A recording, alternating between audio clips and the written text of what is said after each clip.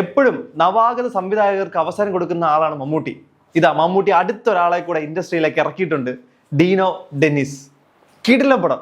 ഈ പടം തുടങ്ങി കുറെ അങ്ങോട്ട് കഴിയുമ്പോൾ നമുക്ക് മനസ്സിലാവും ഇവന് പണി അറിയാം ഡയറക്ടർക്ക്. കാരണം ഓരോ ഫ്രെയിമും നമുക്ക് പറഞ്ഞ പോലെ ഓരോ ഫ്രെയിമും പഠിച്ചാ വെച്ചേക്കുന്നത്.